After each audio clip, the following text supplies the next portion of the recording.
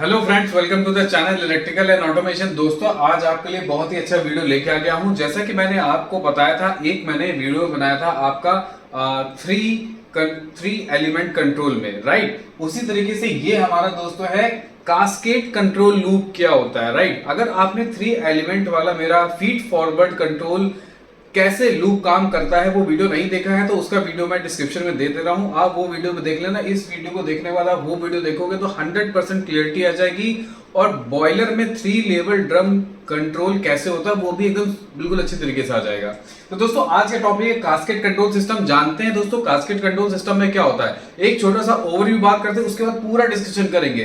Cascade control loop काम कैसे करता है उसका एक एग्जांपल लेंगे। कास्केड कंट्रोल लूप में प्राइमरी सेकेंडरी की ट्यूनिंग कब करनी चाहिए, कैसे करनी चाहिए, डिफरेंस क्या होता है और लूप के कंपैरिजन में। अगर फीडबैक लूप होता तो कास्केड लूप की जरूरत क्यों पड़ी, अगर फीडबैक लूप है तो कास्केड लूप की जरूरत क्यों पड़ी, ये भी डिस्कस करेंगे ताकि you can give easy answers and prominent answers to the interviewer. अगर वो ये पूछते हैं तो अगर आप इस तरीके से इसको वीडियो को समझने के बाद जवाब देंगे तो you will be get a good impression, right. तो सबसे पहले हम बात करते हैं कास्केड कंट्रोल की, और ये इंडस्ट्रियल ऑटोमेशन में बहुत ज्यादा यूज होता है। इवन बॉयलर में सबसे ज्यादा यूज होता है। बॉयलर में आपको पता होगा, अगर आपको पता है बॉयलर में कहां यूज होता है तो प्लीज कमेंट में मुझे कमेंट बता देना। अभी मैं नहीं बताऊंगा, मैं कमेंट में रिप्लाई करूंगा अगर आपने गलत बताया। तो दोस्तों, एक एग्जांपल है कि why single loop control fail. पहले अगर आपको ये पता चल जाएगा कि प्रॉब्लम क्या है, उस प्रॉब्लम में कास्केड कंट्रोल लूप क्यों यूज हुआ, then you will get a clear insight of cascade control loop. तो दोस्तों, control loop single control loop में क्या है, एक दोस्तों एक डेटा का बिहेवियर बनाया हुआ है। डेटा का बिहेवियर आप देख रहे होंगे, ये हमारा सेट पॉइंट है, ये हमारा क्या है, प्रोसेस वेरिएबल है। प्रोसेस वेरिएबल क्या है, स्लगिश रिस्पॉन्स है। स्लगिश मतलब स्लो रिस्पॉन्स है। उसके बाद क्या है, कंटिन्यूअस ऑक्सीलेशन है, कंटिन्यूअस ऑक्सीलेशन है। इसके बाद स्टेबलाइजेशन भी नहीं है, इसकी पीक जो है वो कम नहीं हो रही है तो स्टेबलाइजेशन भी नहीं है। ऐसा कब होता है, यहां पे एक फिजिकल सेटअप है, एक बॉयलर का टेम्परेचर सेंसर कर रहा है, टेम्परेचर सेंसर को सेंस करने के बाद स्टीम का कंट्रोल वाल्व ओपन हो रहा है। तो चैलेंज क्या होता है, सिंगल कंट्रोल लूप जब हम फीडबैक कंट्रोल लूप यूज करते हैं उसमें चैलेंज क्या आता है। पहला, process with the large thermal mass और स्लो डायनेमिक्स। जिन प्रोसेस में थर्मल एनर्जी की बात हो रही होती है और उसका प्रोसेस डायनेमिक स्लो होता है, मतलब धीरे धीरे चेंज आता है, वहां पे जैसे temperature level composition suffer from severe dead time and phase lag, उसमें डेड टाइम ज्यादा होता है और फेज लैग भी बहुत ज्यादा आता है। एक तो ये प्रॉब्लम। दूसरा, लिमिटेशन क्या है, standard feedback control can not predict और इंटरसेप्ट डिस्टर्बेंस। दोस्तों, अब ये डेड टाइम क्यों आता है, क्योंकि इसमें डिस्टर्बेंस होता है। आपने कंट्रोल लूप को बोला कि सेट पॉइंट ये मेंटेन करना है। सेट पॉइंट मेंटेन करने के लिए जो पीआईडी कंट्रोलर होता है आपका डीसीएस में या लोकल होता है, वो मेंटेन करने के लिए जब उसके पास आपके सेट पॉइंट के पास आसपास जाता है तो उसके पास लिमिटेशन होती है कि वो डिस्टर्बेंस इस प्रोसेस में होने वाले डिस्टर्बेंस को वो कैटर नहीं कर सकता, उसे नहीं पता होता कि क्या डिस्टर्बेंस है, इसलिए उसके रिस्पांस क्या हो जाते हैं, कंपाउंडिंग फॉर्म में आ जाते हैं, ऑक्सीलेशंस हो जाता है, राइट। तो ये प्रॉब्लम है। दूसरा, इंजीनियरिंग रियलिटी की बात करें, मतलब हम इसमें इंजीनियरिंग तो लगा रहे हैं लेकिन उसकी रियलिटी क्या है कि if steam pressure suddenly drop, अगर इस स्टीम का प्रेशर जो है वो सडनली ड्रॉप हो जाता है, a single loop controller won't open the valve. Controller जो है वो वॉल ओपन नहीं करेगा, क्योंकि उससे तो मतलब है आपके टेम्परेचर से, until the entire tank begins to cool down। जब तक टेम्परेचर नीचे नहीं आएगा तब तक जो है कंट्रोल लूप आपका काम नहीं करेगा, और प्रेशर ड्रॉप हो जाए उससे कोई मतलब नहीं। तो इस तरीके के डिस्टर्बेंस जो है प्रोसेस के, वो हमारे लूप को स्टेबलाइज होने नहीं देते हैं। तो अब आपको प्रॉब्लम समझ में आ गई। अब सॉल्यूशन क्या है, cascade control loop is the solution. Cascade control loop, cascade का मतलब क्या होता है दोस्तों कि एक साथ दो चीजें चलना, राइट। कास्केडिंग करना मतलब एक के पीछे एक चीज रहना जो सपोर्ट करती है। तो कास्केड लूप का डेफिनेशन क्या है, एक ऐसी कंट्रोल स्ट्रेटजी जिसमें दो कंट्रोलर्स का इस्तेमाल किया जाए। दोस्तों, आप कंट्रोलर से कंफ्यूज मत होना।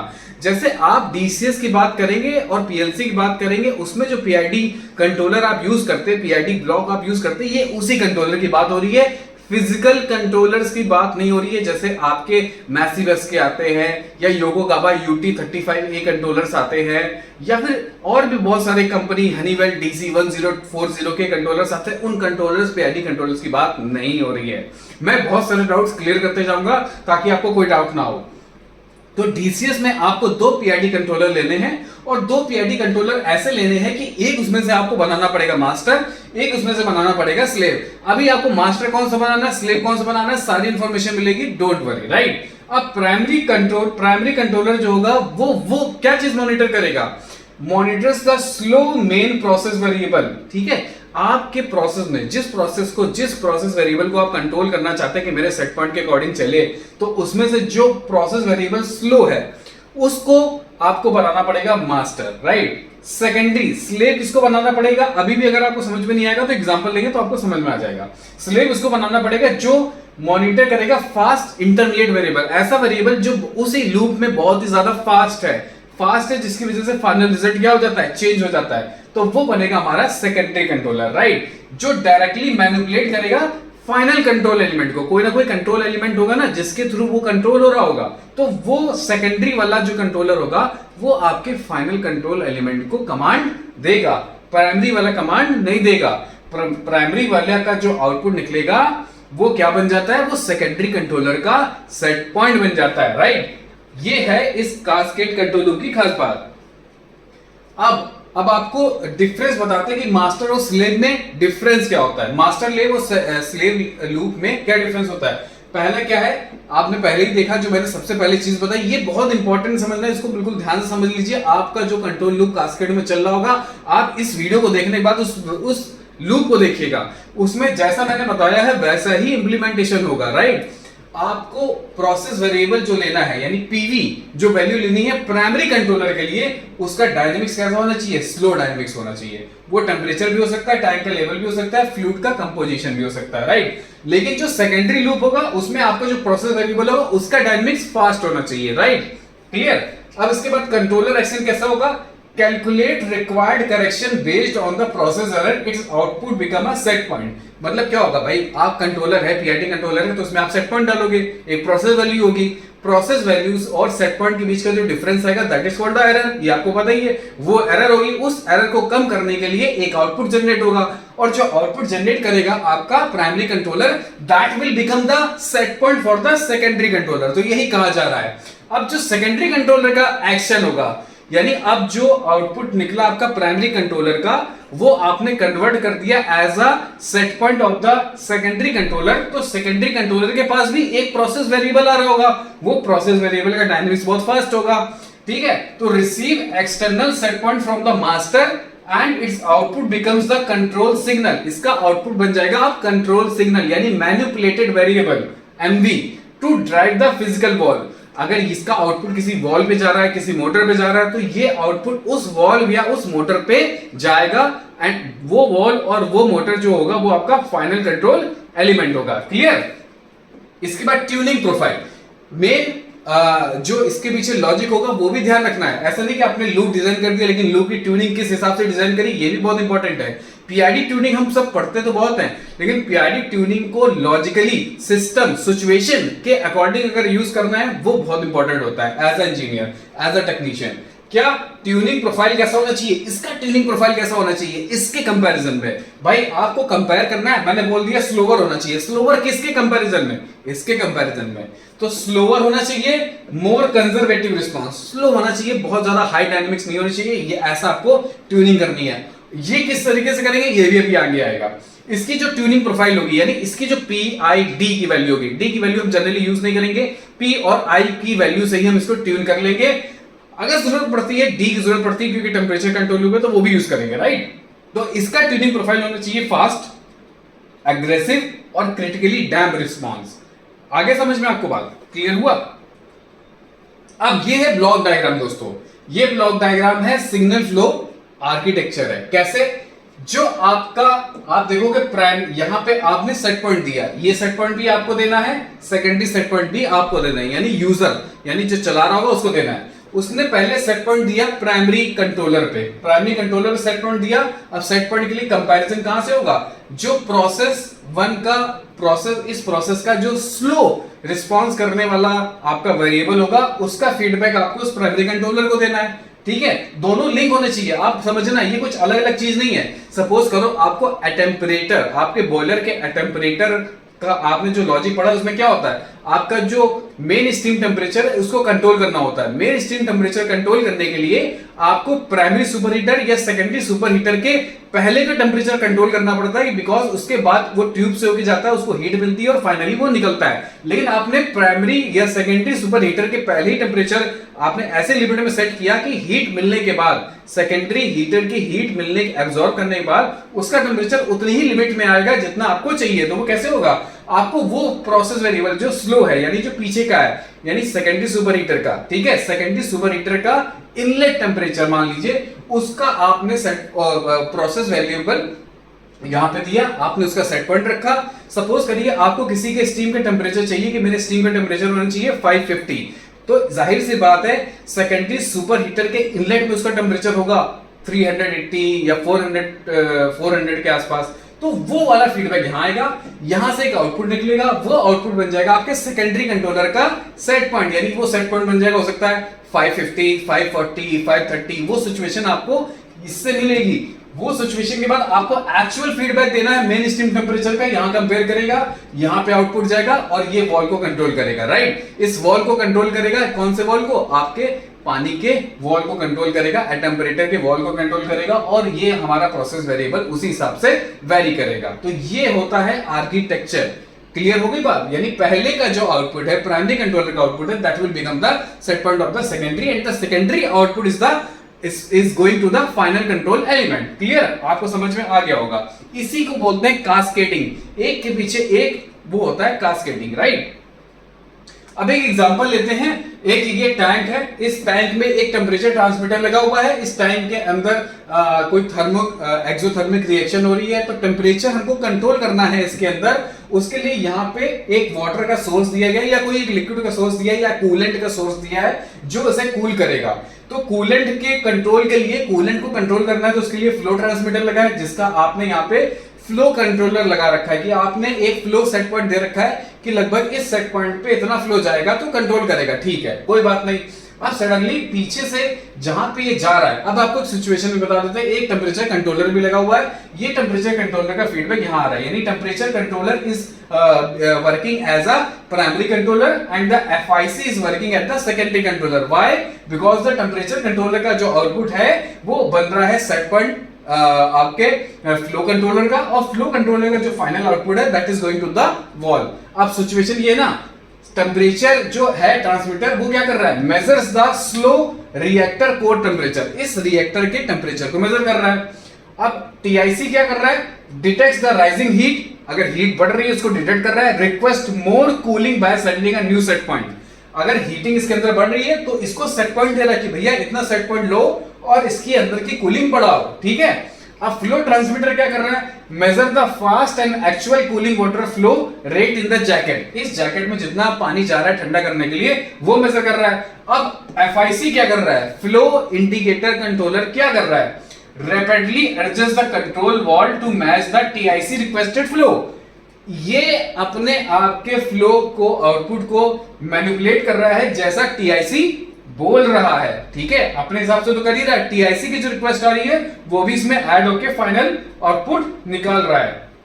अब इसमें टिप क्या है, if cooling water pressure drop upstream, अगर इस कूलिंग वाटर का प्रेशर ड्रॉप हो जाता है दोस्तों, मान लीजिए किसी कारण से वाटर का प्रेशर ड्रॉप हो गया, the FT and FIC catch it, ये FT क्या कर लेगा, बता देगा भैया कूलिंग वाटर का प्रेशर कम हो गया है, बता देगा instantly, and open the valve wider long, और वॉल को क्या कर देगा, भाई प्रेशर कम हो गया तो आपका फ्लो कम हो जाएगा, तो आपका वॉल ज्यादा खुलना चाहिए प्रेशर कम होने में, तो ये वाला जो डिस्टर्बेंस है वो कौन कवर कर लेगा, ये कवर कर लेगा। तो instantly open the valve before the reactor core temperature ever spikes, इसका टेम्परेचर ज्यादा जाने से पहले ही यहाँ पे एक्शन हो चुका होगा, और जब ये जा रहा होगा तो ये ऑलरेडी फीडबैक दे रहा होगा, तो जितने डिस्टर्बेंस हो सकते हैं उतना डिस्टर्बेंस इस लूप में कैटर कर लिए। तो अब आपको समझ में आ रहा होगा कि कास्केड लूप कितना आसान कर देता है हमारे चीजों को, अगर आपके पास दो, आपको एक वेरिएबल कंट्रोल करना है और एक आपको मेजर डिस्टर्बेंस पता चल जाए, जिसकी वजह से आप अपने मेन वेरिएबल को कंट्रोल कर सकते हैं, ठीक है। अब गोल्डन रूल फॉर एप्लीकेशन, कुछ रूल होते हैं एप्लीकेशन के, क्या रूल होते हैं, कब इंप्लीमेंट करना चाहिए, जब process with slow dynamics, process का डायनेमिक्स, डायनेमिक्स मतलब क्या होता है दोस्तों, अगर नहीं समझ में आ रहा तो बता देता हूं। डायनेमिक्स मतलब है कि आपका जो प्रोसेस वेरिएबल है वो बहुत चेंज हो रहा है, लेकिन उसका जो चेंजमेंट है, रेट ऑफ चेंज है, वो dynamics as compare to the other is slow, right. जैसे level temperature manipulated by fast variable, right. अब to counteract non linear gain in valves और एक्चुएटर, जैसे नॉन लीनियर गेन्स पड़ जाते हैं वॉल्स में, रैपिडली मूव कर रहा है, तो वहां पे हमको ये यूज करना है। कब अवॉइड करना है? If the inner loop is not significantly faster, आपका अंदर सेकेंडरी लूप अगर फास्टर नहीं है तो आपको अवॉइड करना है, right. If the secondary variable rarely experience disturbance, अगर आपके सेकेंडरी वेरिएबल को डिस्टर्बेंस महसूस ही नहीं हो रहा तो आपको ये लगाने की जरूरत ही नहीं, वो तो और दिक्कत कर देगा। When the added cost of second transmitter and tuning complexity isn't justified by process requirement, क्योंकि भैया आपको सेकेंडरी कंट्रोलर का यूज करना है तो आपको 2 ट्रांसमीटर की जरूरत पड़ेगी, लेकिन आपने जो कॉस्ट लगाई है उस कंट्रोलर में वो प्रोसेस में जस्टिफाई नहीं हो सकती है, तो आपको ये लूप अवॉइड करना चाहिए। आपकी कॉस्ट लग भी जाएगी लेकिन आपका रिजल्ट बहुत ज्यादा इंप्रूव नहीं होगा, तो आपको उसे रिमूव कर देना चाहिए, राइट। ये यूज नहीं करना चाहिए। The inner loop must be at least 3 time faster, ये गोल्डन रूल है कि जो अंदर वाला सेकेंडरी लूप होगा दोस्तों वो मस्ट बी 3 टाइम फास्टर, वो अपने प्राइमरी लूप से 3 गुना फास्ट होना चाहिए, राइट। ये आपको बिल्कुल नोट डाउन करने की जरूरत है। अब एक केस स्टडी की बात करते हैं। मैंने एक केस स्टडी ली है एग्जांपल्स को कुछ पढ़ के, कि प्रॉब्लम क्या है कि in single loop system targeting का एक सिंगल लूप सिस्टम है, उसके ये एक हीटर लगा हुआ है, ये एक ऑयल टैंक मान लीजिए, इस ऑयल को हीट करना है, उसका एक सेट पॉइंट डाला है 500 फ़ारेनहाइट, और slow oil heat transfer causes the controller to command 100% duty cycle. अब धीरे धीरे हीट हो रही है तो वो क्या करता है, कंट्रोलर कंट्रोल वॉल को ज्यादा पूरा 100% ओपन कर देता है, तो हीट इसके अंदर फुल स्पीड में आती है। The heater runs too hot, तो हीटर भाई ज्यादा गर्म हो जाता है अचानक से, कॉजिंग कोकिंग यानी बर्निंग। कोकिंग का मतलब क्या होता है? बर्निंग और डिग्रेडिंग ऑयल। जब आप किसी ऑयल को बहुत ज्यादा एक्सट्रीम लिमिट से तेजी से गर्म करते हैं तो ऑयल की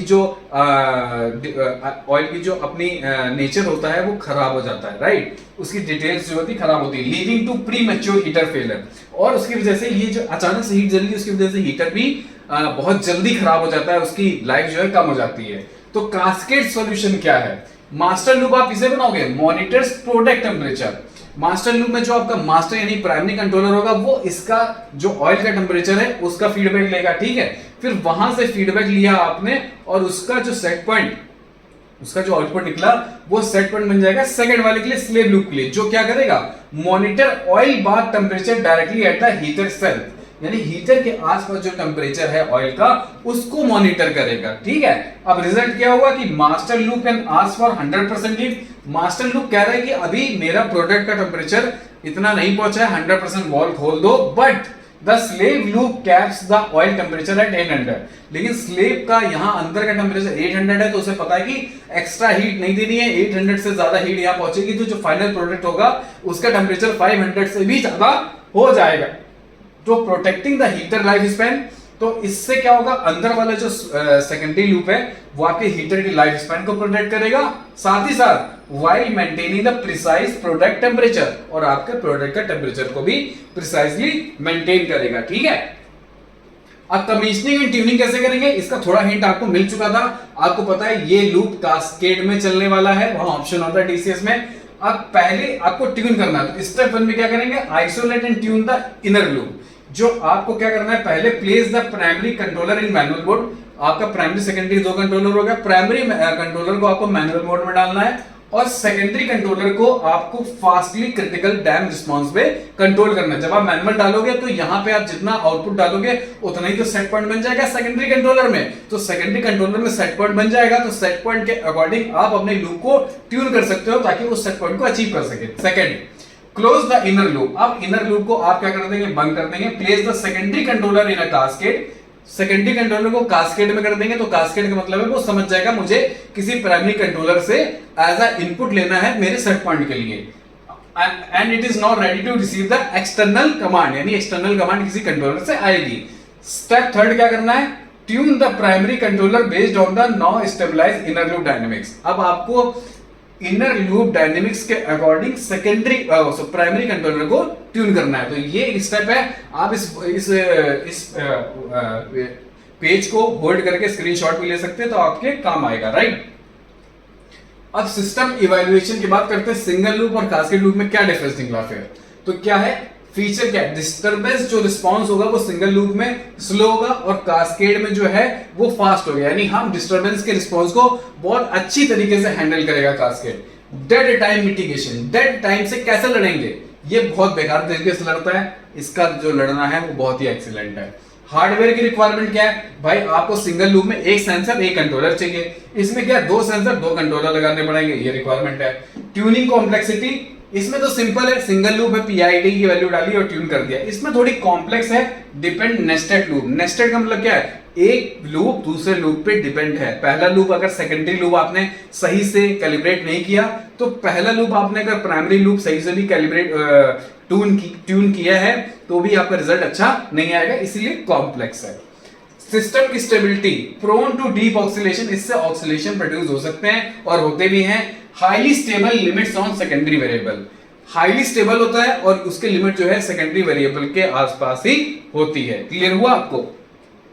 तो दोस्तों सेफ्टी और हार्डवेयर का भी कंसिडरेशन रखना है कि ट्रांसमीटर का सिलेक्शन ऐसा करना चाहिए जो आपको गारंटी दे 3 time speed rule, utilize fast acting transmitter. मतलब हमको ऐसे ट्रांसमीटर इनर लूप में रखने, ऐसा भी नहीं आपने सोचा कि मैंने तो चलो कास्केड लूप डिजाइन कर लिया, पीआईडी की ट्यूनिंग भी बढ़िया कर दी, लेकिन पता चल आपको कभी पता ही नहीं चलता कि आपका ट्रांसमीटर जो है उसकी स्पीड, उसका रिस्पॉन्स जो है, जो आपके प्रोसेस वेरिएबल बॉयलर में जो चल रहा है और आपके सिस्टम तक आ रहा है वो स्लो है। कभी कभी तो बहुत सारी प्रॉब्लम तो यही है, जो बहुत एक टिपिकल इंजीनियर्स होते हैं वो यही पढ़ते हैं डेटा शीट कि आपके ट्रांसमीटर का रिस्पांस क्या है, वो कितना एक्यूरेट है, कितना फास्ट है। जितना फास्ट होगा उतनी जल्दी डेटा आपको डीसीएस पीएलसी में मिलेगा और उतनी जल्दी आपकी ट्यूनिंग किया गया लूप अच्छी तरीके से आउटपुट का रिस्पांस दे पाएगा। सिग्नल इंटीग्रिटी, ये क्या मतलब है, इंश्योर प्रॉपर शील्डिंग, मतलब सिग्नल जो है वो डिस्टर्ब नहीं होना चाहिए, प्रॉपर शील्डिंग किया हुआ 420 जितना ट्रांसमीटर से निकला उतनी गारंटीड यहाँ पे हमारे कंट्रोलर पे पहुंचना चाहिए, क्योंकि अगर यही गड़बड़ होगा तो आपका लूप तो कभी भी ट्यून या लूप सही चल नहीं पाएगा। एंटी रीसेट वाइंड अप, ये क्या है, implement wind up protection in the on the master if the slave loop reaches 100% open the master integrate action but pause prevent runaway math. मतलब आपको मास्टर लूप को इस तरीके से ट्यून करना है कि स्लेव लूप अगर 100% पहुंच भी जाए तो ये प्रिवेंट करे कि एकदम खुला ही मत रहे, ऐसा आउटपुट आना चाहिए प्राइमरी से कि ये इस तरीके की सिचुएशन ना आए, क्योंकि 100% ओपन की सिचुएशन आ रही है, इसका मतलब है कि प्राइमरी से कंट्रोलिंग नहीं हो पा रही है, राइट।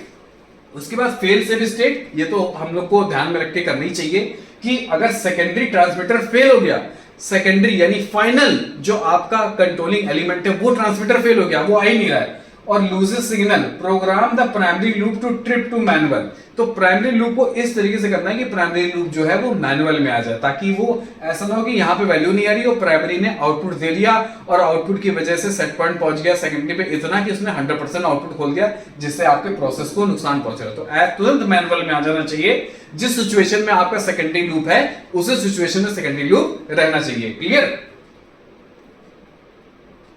अब डायग्नोस डिसीजन कैसे होगा ये आपको बिल्कुल क्लियरली अभी जो हमने बात करी वही एक ब्लॉक डायग्राम की फॉर्म में दिया, ताकि ये इजी टू अंडरस्टैंड होता है कि सिम्टम क्या है कि entire process is oscillating widely. आपको जो प्रोसेस है वो ऑक्सीलेट कर रहा है बहुत ज्यादा, तो क्या करना है, चेक, पहला चेक क्या होगा, are both loops in correct mode, master in auto and slave in cascade. क्या आपका ऑटो लूप मास्टर में है, क्या स्लेव लूप कास्केड में है? नहीं तो करेक्ट करें, अगर है तो आगे चेक देखेंगे। दूसरा चेक क्या बोलता है, put the master control in manual, is the system still oscillating. आपको चेक करना है मास्टर को मैनुअल में डाल दो, अभी भी सिस्टम ऑक्सीलेट कर रहा है, अगर yes the slave loop tune too aggressively, तो आपने स्लेव लूप को बहुत ज्यादा एग्रेसिवली ट्यून कर लिया। बहुत ज्यादा एग्रेसिवली ट्यून करते हैं तो ऑक्सीलेशन होते हैं, ये पीआईडी ट्यूनिंग में आपने एक्सपीरियंस किया भी होगा, नहीं किया तो आप डालेंगे तो आपको ऐसा महसूस होगा, ठीक है। अगर नहीं ऑक्सीलेट कर रहा है तो master loop is interacting with slave, the master is too fast and retune the outer loop. तो आपको मास्टर लूप को ट्यून करना है, क्योंकि उसके आउटपुट की वजह से पूरा सिस्टम जो है वो ऑक्सीलेट कर रहा है। तो ये बहुत सिंपल सी ट्रिक है जिससे आप डिसीजन ले सकते हैं कि मेरे मास्टर लूप में प्रॉब्लम है कि मेरे स्लेव लूप में प्रॉब्लम है, या मास्टर और स्लेव का स्टेटस आपने ऑटो या कास्केड में डाला है कि नहीं डाला है, राइट।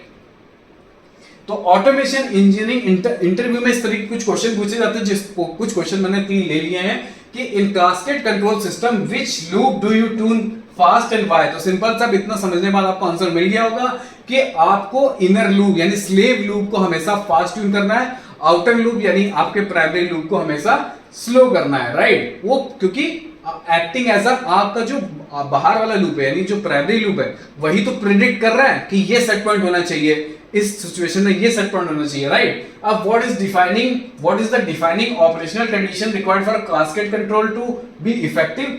क्या कंडीशन है जिससे मेरा कास्केड लूप अच्छी तरीके से काम करे। The inner loop must have significantly faster dynamic. Inner loop का डायनेमिक्स यानी पीआईडी ट्यूनिंग फास्ट होनी चाहिए, at least 3 time faster than the outer loop, right, to prevent क्यों रेजोनेंस और इनस्टेबिलिटी ना आए। उसके बाद तीसरा question, how do process variable and set points link between the two controllers. ये बहुत ही कॉमन क्वेश्चन है। द मास्टर पीवी, जो मास्टर लूप है उसका जो पीवी है is the main process variable, वो मेन प्रोसेस वेरिएबल होगा, और SV is set by the operator. ये क्लियर है। Crucially the master output become the dynamic of the SV of the slave controller. ये आपको क्लियर है। अब आते हैं फाइनल एग्जीक्यूटिव समरी में कि आप क्या कर सकते हैं। या इसका आर्किटेक्चर नेस्टेड होता है, स्पीड रूल आपको हमेशा ध्यान रखना है, हार्डवेयर प्रोटेक्शन को भी ध्यान रखना है और ट्यूनिंग प्रोटोकॉल को भी ध्यान रखना है। अगर ये चीज आपको क्लियर हो गई है दोस्तों तो आप प्लीज इस वीडियो को और के साथ शेयर करें, और इससे रिलेटेड कोई एक्सपीरियंस हो तो आप हमें कमेंट करके जरूर बताएं। हम आपके लिए और वीडियोस बनाएंगे और इस टॉपिक पे और डिस्कशन करेंगे इन द कमेंट्स, राइट। ये वीडियो देखने के लिए बहुत बहुत धन्यवाद। Thank you.